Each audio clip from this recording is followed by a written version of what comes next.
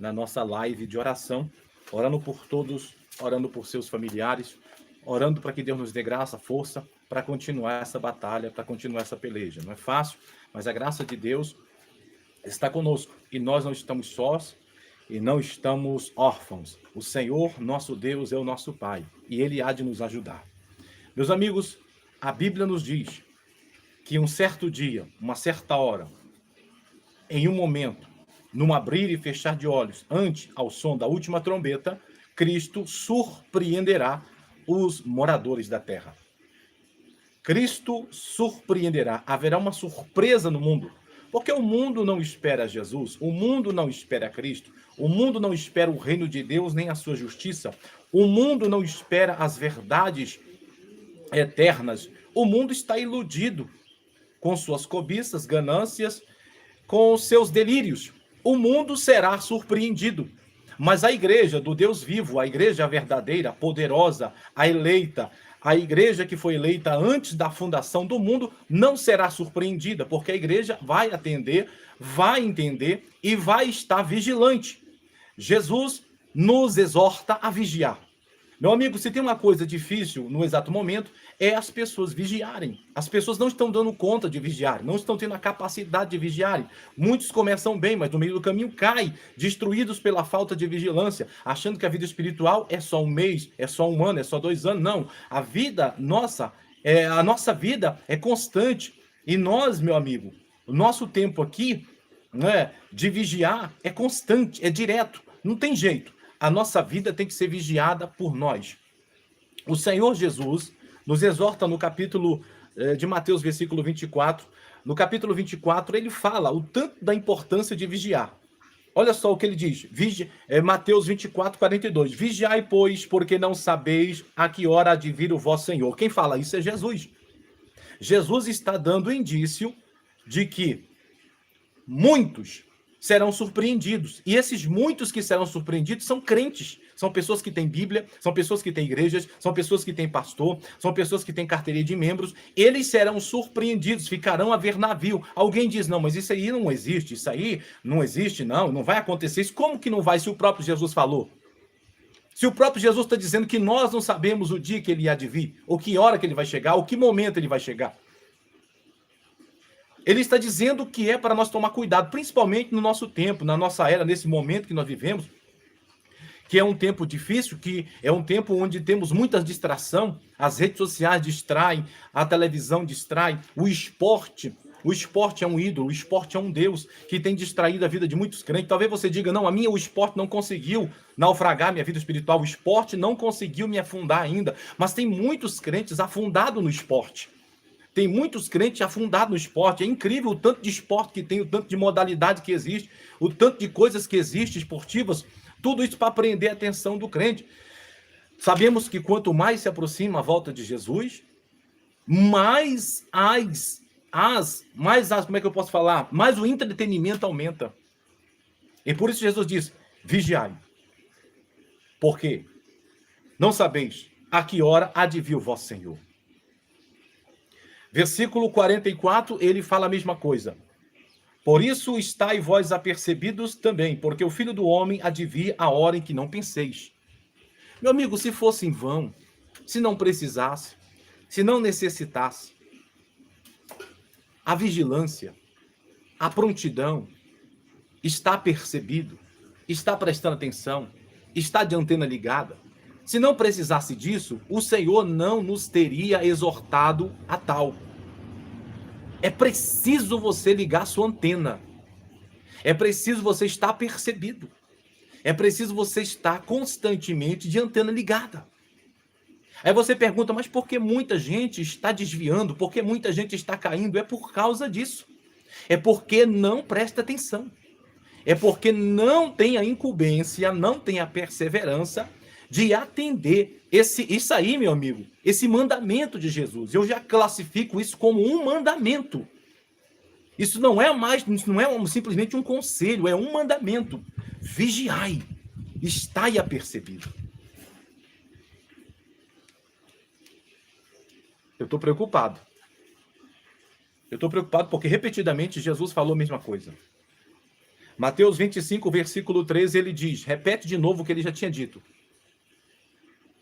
Mateus 25, 13 diz, vigiai, pois, porque não sabeis o dia nem a hora em que o Filho do Homem há de vir. Ele está falando isso quando ele está discursando, quando ele está fazendo a narrativa dos finais dos dias, dos finais dos tempos. Ele está falando aos discípulos e aos que estavam ouvindo a ele, né, que uma coisa importante seria que todo crente tivesse apercebido. Por quê? Nesse momento em que ele estaria chegando, seria um momento de distração absurda na Terra. O mundo nunca estaria tão envolvido na distração, o mundo nunca estaria envolvido em coisas que tirasse a atenção das pessoas como em nosso tempo. Você lembra, meu amigo, que no século passado não, século XIX, 1800 e alguma coisa, não tínhamos televisão, não tínhamos redes sociais. E os crentes eram crentes de Bíblia na mão, liam a palavra, oravam, tinham uma fidelidade com Deus muito maior que a nossa. Veja só, mas naqueles dias o arrebatamento não estava tão próximo como está agora. Nós estamos muito próximos. A surpresa que Cristo preparou para o mundo, a surpresa que o Senhor Jesus preparou para as pessoas que não estão vigiando é tão grande que quando acontecer, eles não irão acreditar.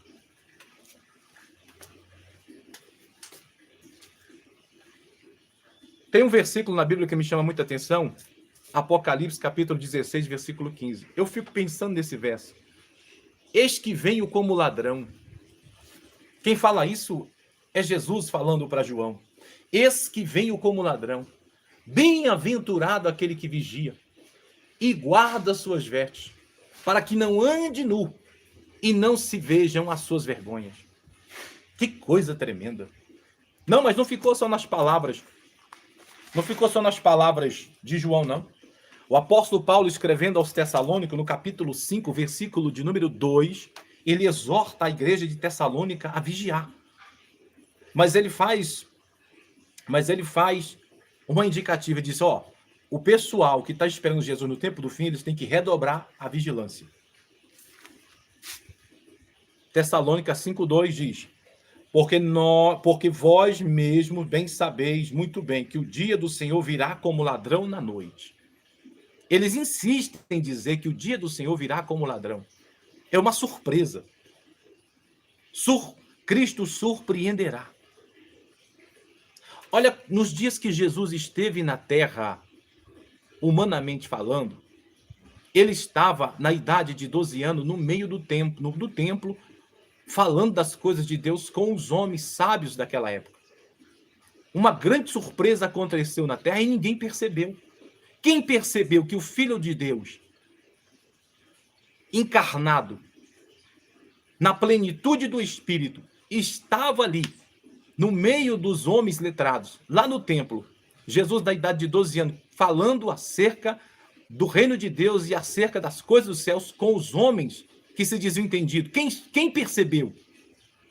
Quem foi as pessoas que perceberam? Quem daqueles homens perceberam?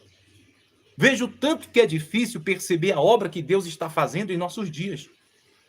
Veja o tanto que é difícil nós percebermos que Deus está trabalhando de todo dia, inclusive o sábado, para nos despertar, a fim de que nós não sejamos tidos por negligentes, mas que sejamos havidos por dignos de estar em pé e alcançar tamanha graça. Paulo, escrevendo aos Tessalônicos 5, versículo 2, ele fala isso. No versículo 4, ele repete a mesma coisa. No versículo 4, ele diz, mas vós, irmãos, já não estáis em trevas, para que aquele dia vos surpreenda como ladrão. Paulo usa a palavra que eu estou usando, surpresa. Ele diz, para que aquele dia não vos surpreenda como ladrão. Mas vós, irmãos, já não estáis em trevas, para que aquele dia vos surpreenda como ladrão. Ô, meu amigo, eu não quero acreditar que será uma surpresa. Mas eu tenho que concordar com a Bíblia, que Deus vai surpreender os homens.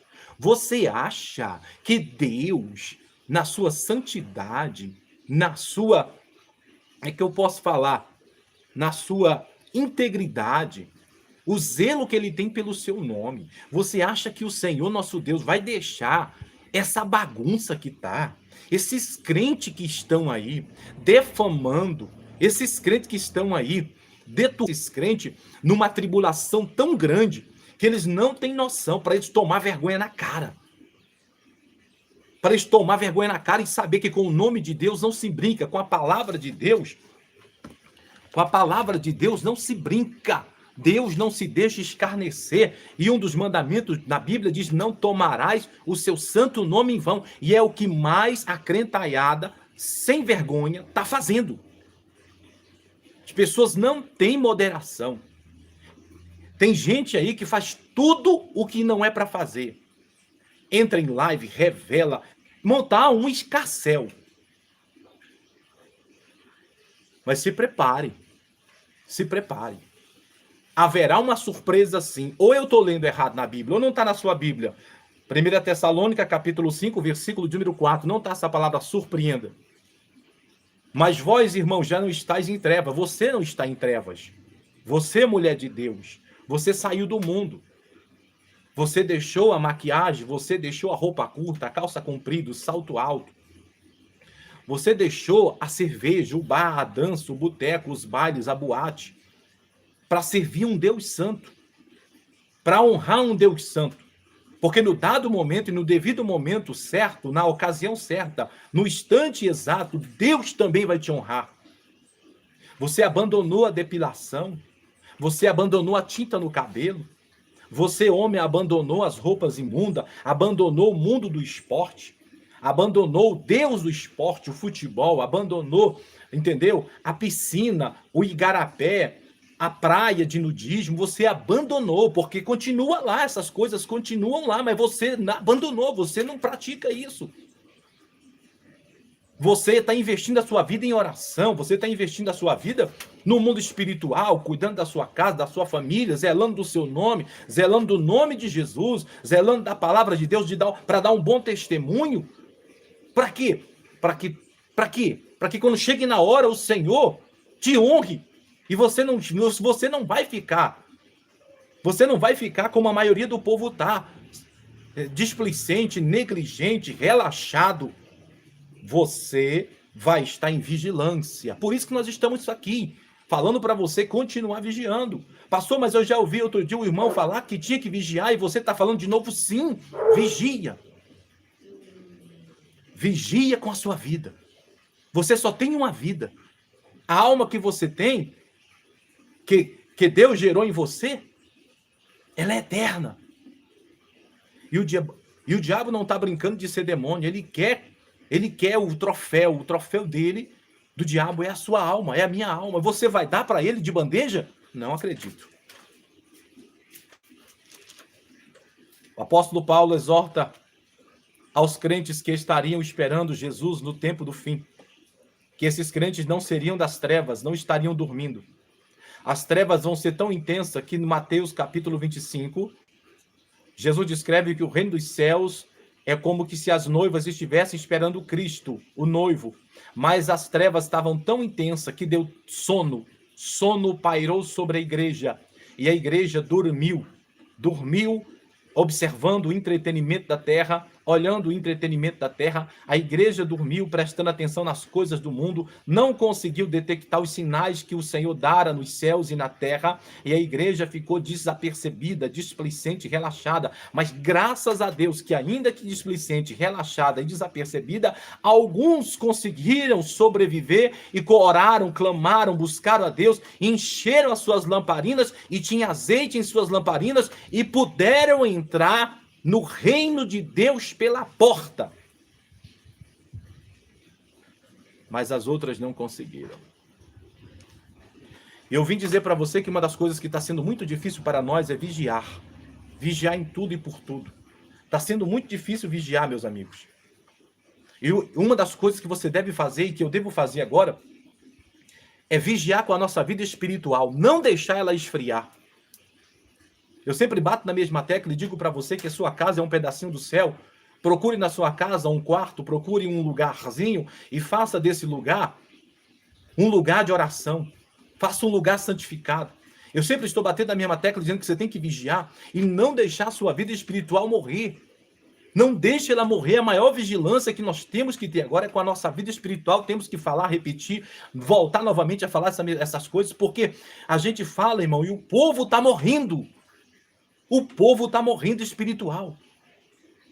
As pessoas envolvidas com muitas coisas, com muitas contas, com muitos afazeres, com muitas coisas a pagarem, entendeu? E o tempo está passando, meu amigo, minha amiga. Se você não prestar atenção no que Jesus falou, prioridade em primeiro plano, exclusividade, vida espiritual e o reino do céu e a sua justiça, senão tudo estará perdido.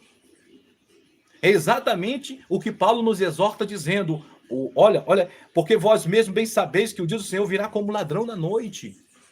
Por quê?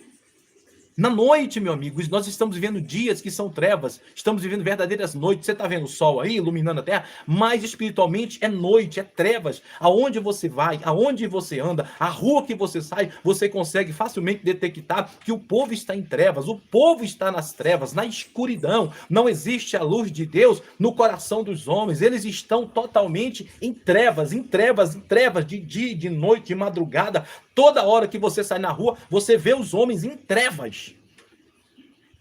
E você e eu, nós, temos que tomar isso.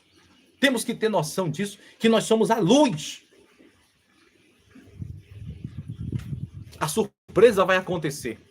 E eu pergunto a você, e pergunto para nós nessa noite, estamos vigiando a medida necessária para que isso não nos surpreenda?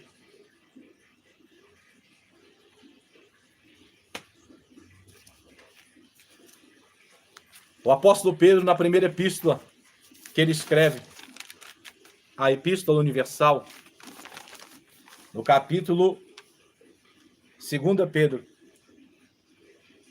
capítulo 3, versículo 10, ele fala a mesma coisa que Jesus dissera, a mesma coisa que Paulo dissera e a mesma coisa que João dissera. Ele diz: mas o dia do Senhor virá como ladrão de noite, no qual os céus passarão com grande estrondo e os elementos ardendo se desfarão e a terra os abrasará, nela se queimarão. Mesmo que você subentenda que esse dia que Pedro está falando é o dia da ira, o dia do juízo, o dia da destruição total, mas mesmo assim, você vê que o mundo não se prepara para encontrar Jesus. O mundo não se prepara para encontrar Deus. O mundo não se prepara e o mundo não entendeu que nós estamos agora com o pé já dentro do milênio do Cristo vivo. Não tem para onde correr, o tempo da graça vai acabar a qualquer momento, meu amigo. A qualquer momento a porta vai se fechar. As misericórdias de Deus cessarão. Não haverá Espírito Santo na terra para te dar visão. Não haverá Espírito Santo na terra para curar a enfermidade. Não haverá Espírito Santo na terra para te ajudar, para te consolar. Não haverá. Ele foi embora, levou a igreja. O povo que está vigiando, o povo que está atento, o Espírito levou, já era, não dá mais tempo. Pode ir para a igreja, pode ler a Bíblia, você vai ler a Bíblia, vai entender as profecias, vai saber o que aconteceu, mas não haverá mais. As suas orações, a oração das pessoas não serão mais ouvidas. Fechou-se, acabou. Deus surpreendeu o mundo, porque o mundo duvida. O mundo duvida que o Senhor Jesus possa fazer uma obra dessa. O mundo duvida que o Senhor Jesus possa levar a igreja verdadeira embora. Até mesmo muitos crentes duvidam. Muitos até dizem: eu estou ouvindo isso, essa conversa fiada de que Jesus vai levar a igreja desde quando eu sou criança. O meu avô já dizia que Jesus viria levar a igreja. Eu não acredito mais. O mundo duvida. Mas o Senhor Jesus vai surpreender o mundo. A espada será cravada na terra. O juízo, a vingança de Deus será grande. Quando o Senhor Jesus levar a igreja, o mundo será envolvido nas trevas totais. Ou total.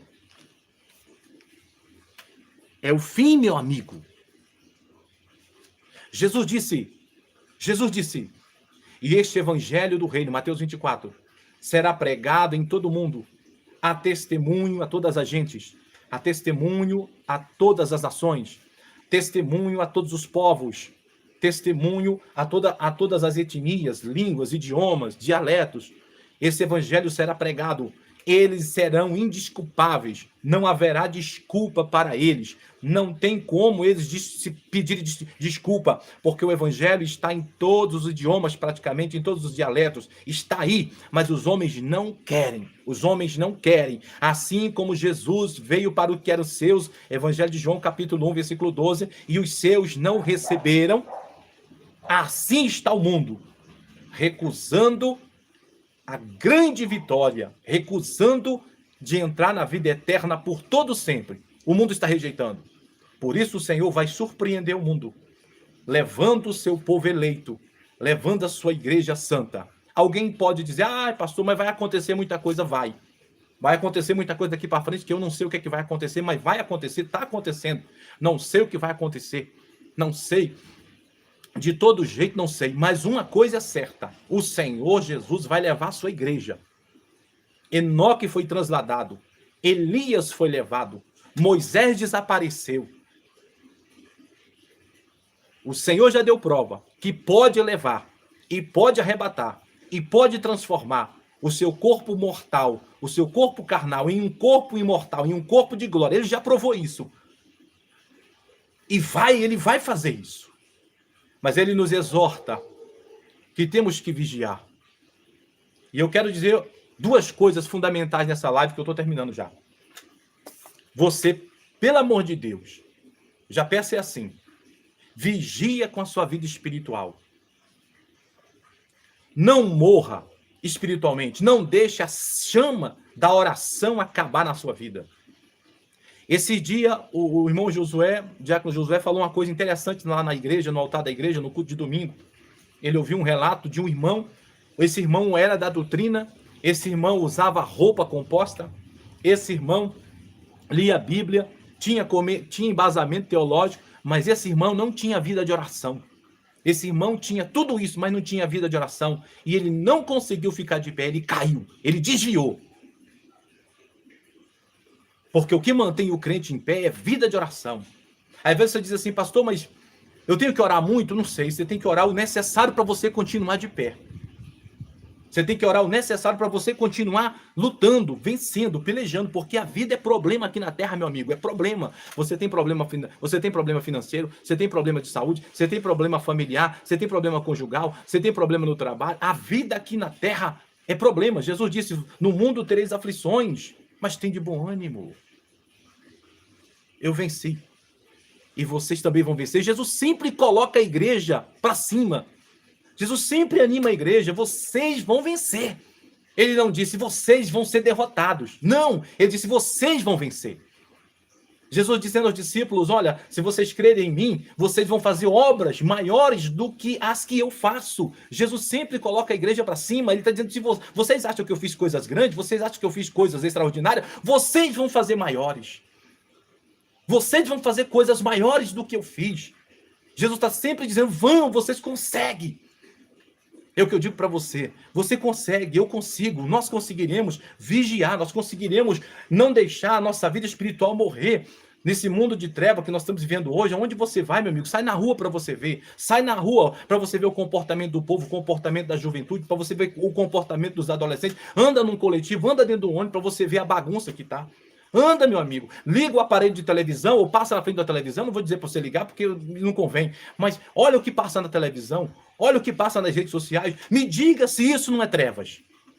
Tudo que é contra Deus é o que temos nas ruas, é o que temos nas redes sociais, é o que temos na televisão, é o que temos nas praças, é o que temos nas praias. Tudo que é contra Deus, o que é injusto, o que é desonesto, o que é imoral, o que é profano, o que é sujo, o que é imundo, tudo é contra Deus. O que é que você quer que Deus faça? Quer que deixe a igreja nesse mundo, nessa lama? Ele não vai deixar. Ele vai surpreender o mundo, levando os que são seus, levando os que foram zelosos, levando os que foram fiéis, levando os que perseveraram, levando aqueles que estão zelando. Não é à toa, meu amigo, que Jesus disse: quem é santo, santifique-se mais, quem é justo, faça justiça ainda, mas quem é imundo, pula de cabeça, mergulha, vai fundo. Quem for santo, santifique-se mais. Quem for justo, faça justiça ainda. Mas quem for imundo, profano, devasso, abominável, mergulha de cabeça. Porque o Senhor vai vir com olhos como chama de fogo, uma espada poderosa na sua mão e na sua boca. Ele vai vir triturando tudo, meu amigo. O apóstolo Pedro descreve o final triste dos ímpios.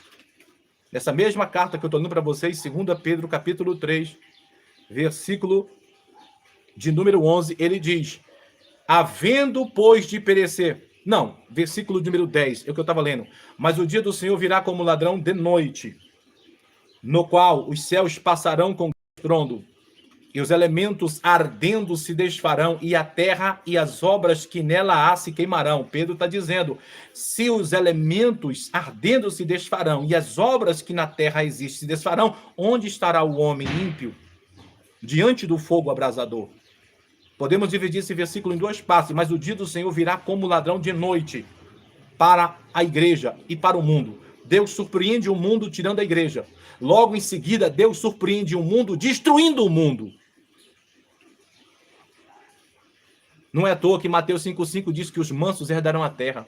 Não é à toa que Malaquias capítulo 4, versículo 2 diz que os ímpios se farão cinza embaixo da planta dos vossos pés. Confere na sua Bíblia e vai lá. Malaquias capítulo 4. Mas para vós que temeis o nome do Senhor, nascerá o sol da justiça, trazendo salvação embaixo das suas asas. E os ímpios, presta atenção, os ímpios se farão cinza embaixo da planta dos vossos pés. Tem um mistério aí. Os ímpios serão queimados e a igreja pisará nos ímpios? Dá para você entender isso? Você compreende isso? Os mansos herdarão a terra? Meu amigo, todas as guerras que nós tivemos desde o início das civilizações, na era de Adão, na era de Noé, nos dias de Abraão e de Jesus para cá, todas as guerras que nós estivemos na terra foi pela possessão da terra. As nações brigavam com outras nações porque queriam tomar posse daquela outra nação, daquela terra, daquele país. Um exemplo disso é a guerra atual. A Rússia está lutando com a Ucrânia, porque a Rússia quer o território da Ucrânia. Bem certo que ela está falando que é outra coisa, mas ela quer o território. Se deixar, ela toma conta. Então, a terra tem sido objeto de guerra entre as nações desde o início. Mas a Bíblia diz que a terra é do Senhor. Versículo, Salmo de número 2, o Senhor Deus diz a Jesus: pede-me e eu te darei as nações por herança. Vai lá na sua Bíblia e confirma. Confere lá. Está escrito isso. O Senhor Deus deu as nações por herança a Jesus Cristo.